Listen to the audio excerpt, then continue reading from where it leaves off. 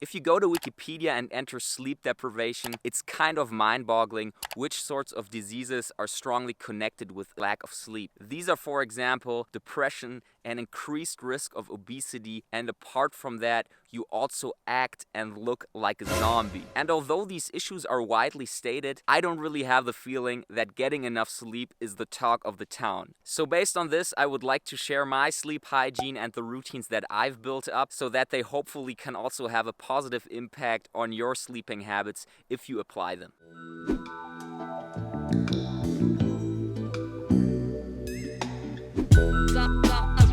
Hey peeps, what's crackin'? It's your boy Macki here, and I'm currently doing my evening walk. And please take a second to check out this beautiful sunrise right now.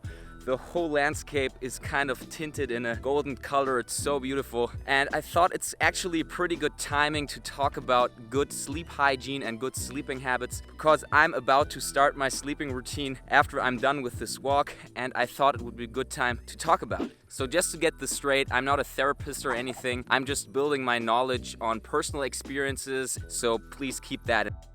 So actually, sleep is super crucial for a functioning brain, and unlike some people might think, our brain is not switched off when we're sleeping. There are actually numerous highly important things taking place when we are entering dreamland. And there are actually some really convincing points I picked up in the free online course called Learning How to Learn. You can check it out on Coursera. It's no sponsorship or anything, it's just an amazing course. What they mentioned there is that when you're sleeping, your brain cells kind of reduce themselves in size, and therefore the fluids have a better time or an easier time to flush away all the toxins that are created throughout the day. And apart from that, also your neural patterns or the learning patterns you have built up throughout the day are strengthened during your sleep. So it's sort of as if you would have an army of small midgets in your brain, which kind of clean out all the trash that accumulated throughout the day in your mental city, and which help to strengthen the buildings you have constructed throughout the day if you learn something new or if you've done something challenging. And therefore it's of paramount importance to set up a healthy sleeping hygiene and some healthy habits which help you to get a better and a more energizing sleep. So first and foremost, I would like to talk about light and noise. And I know it sounds a bit like a no-brainer, but I think it's just worthwhile to mention it. It's absolutely important that you get rid of all of your neighbors and your roommates if you want to sleep.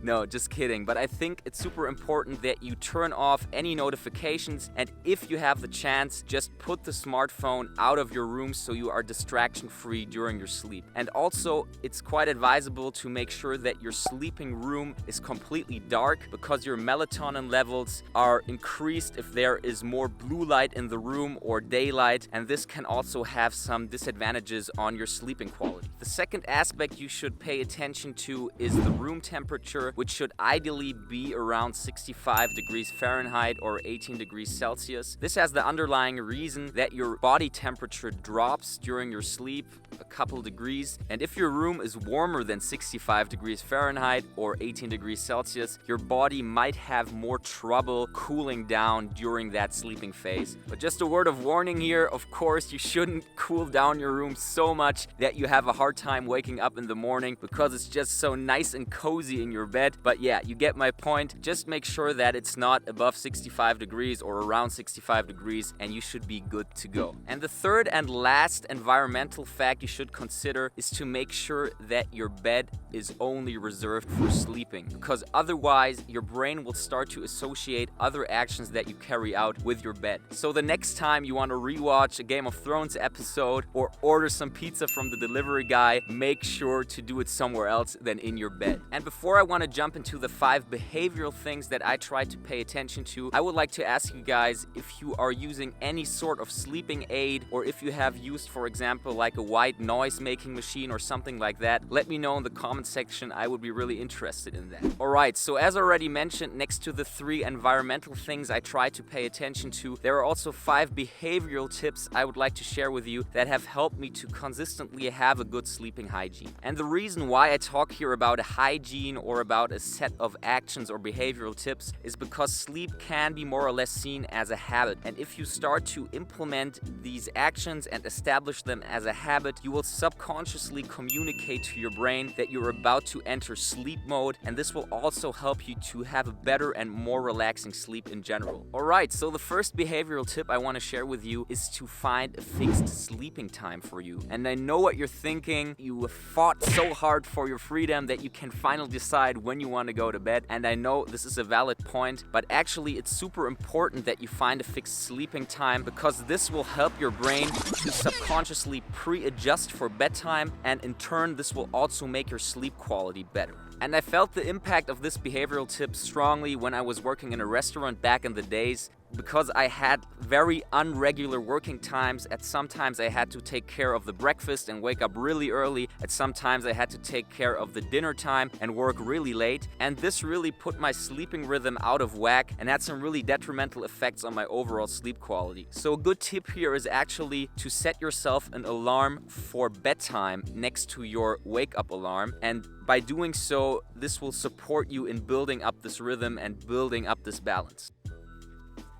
Alrighty, I hope this is not dark enough. Now the camera is adjusting perfect. So the second behavioral tip I want to share with you is to avoid looking at screens of any kind at least 60 minutes before you go to bed, because screens emit something called blue light, and blue light really prevents your body from releasing melatonin, which is the substance that makes you tired. And this is actually also the reason why your sleeping room or your bedroom should be completely dark, because blue light, which is also to a strong degree in daylight, really prevents you from becoming tired. And this, I assume, has evolutionary reasons, because as soon as it's light outside, we as humans should be awake and start the day, and when the sun sets and it gets dark, we should naturally get tired and sleep.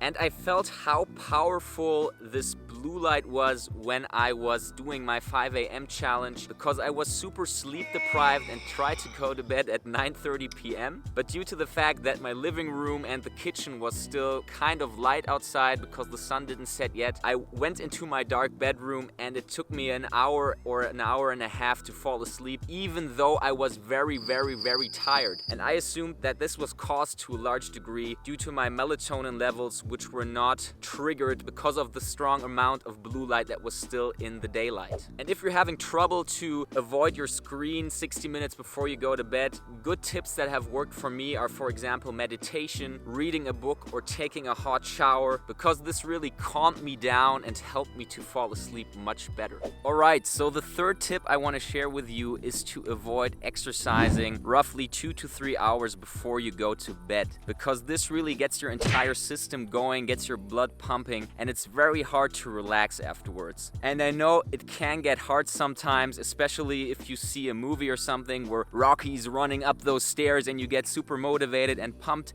and want to work out as well. But I really felt when I worked out, let's say at 8 p.m. or at 9 p.m., I was still super pumped and super hyper at 11 p.m. or even 11:30, and I had big troubles falling asleep.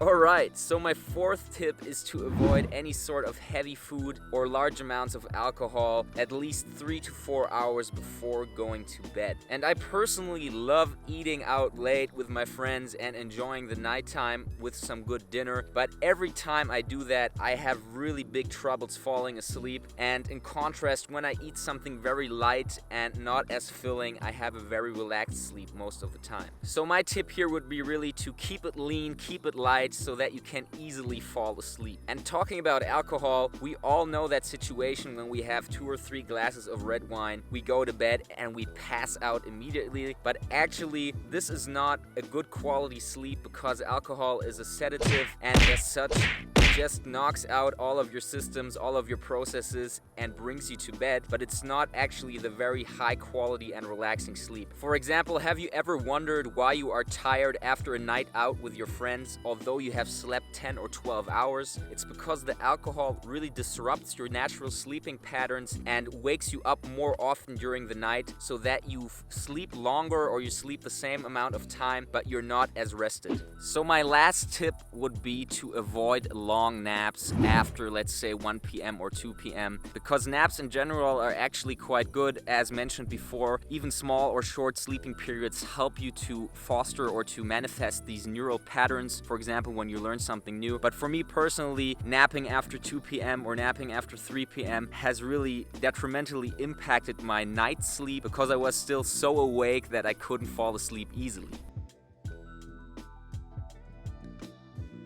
Alright, so I got back home now again. It was quite dark and my evening walk is over. So here you have it, some sleeping tips you might want to check out to improve your sleeping hygiene. And also, apart from falling asleep, it's equally important to wake up without hitting the snooze button 10 times in a row. And if you're interested in an extreme powerful technique to wake up without the snooze button at all, check out the video that's popping up now on the screen. And this exact technique has helped me throughout my 30-day 5 a.m. challenge to wake up almost every day without hitting the snooze button. So check it out in case you're interested.